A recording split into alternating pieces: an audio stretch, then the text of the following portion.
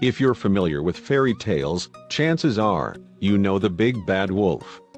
He's the one who gobbles up little old ladies, blows down houses, and bares his teeth to unsuspecting woodsmen. With their characteristic snarls and howls, it's not hard to see why they're portrayed as such vicious animals.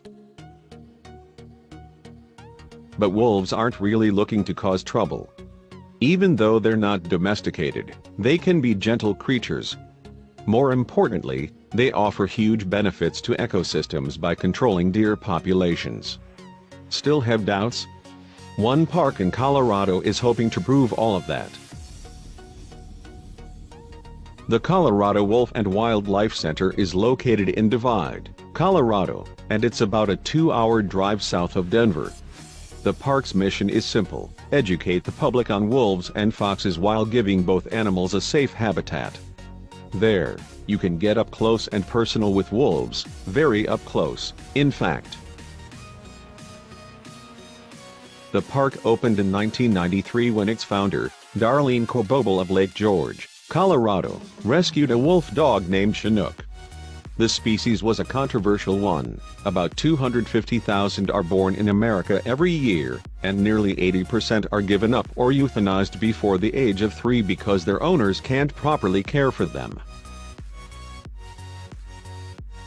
For a decade, Darlene's wolf dog rescue fielded up to 15 calls per day from people wanting to give up their hybrids. Eventually, she wanted to move from rescuing to educating people about wolves and wolf dogs, which would, hopefully, save more of them in the long run. Thus, with a lot of hard work, the Colorado Wolf and Wildlife Center, CWWC, was born. At the CWWC, you can find just about any wolf species you can imagine, from the gray-furred timber wolf to the snow-white Arctic wolf. The center even helps Southwest native Mexican gray wolves. That's a lot of wolves. You can do more than just learn about wolves at the CWWC. You can experience the wolves. Yep, with a meet and greet opportunity, you get pet the wolves, nuzzle the wolves, or get on all fours and howl along with them. At certain points in the day, visitors can actually get involved in the wolves' mealtimes and pass a little chow their way. No grandmas or greased-up pigs with penchants for construction on the menu here. Just regular old meat. Just when you thought you were facing wolf overload, the CWWC throws you a curveball by adding some different animals into the fray: foxes and coyotes. If it's vaguely dog-like and something you'd be a little startled to see in your backyard, chances are, the park's got it. Where do the wolves at the CWWC come from? A number of different facilities, actually. Some of them are rescues, while others come from zoos and sanctuaries. No matter where they're from, though, the wolves living at the CWWC wouldn't be able to fend for themselves in the wild. According to CWWC, they use people's curiosities about wolves to educate.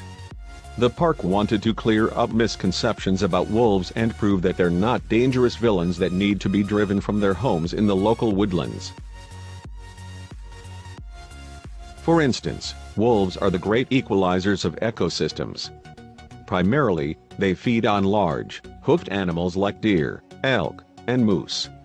By hunting, killing, and eating the weakest of these species, wolves not only control the populations, preserving resources for them, but also ensure that those who avoid a wolf's dinner plate are healthy and fit. And wolves eat a lot. Depending on the wolf and his or her situation, wolves can eat between 2 and 20 pounds of meat per day out in the wild.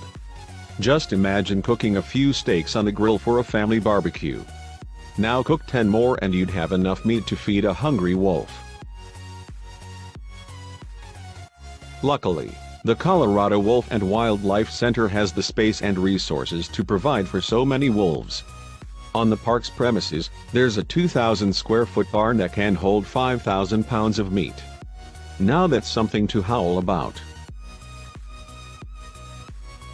For the most realistic wolf experience, the CWWC also offers a full moon tour, which is exactly as it sounds.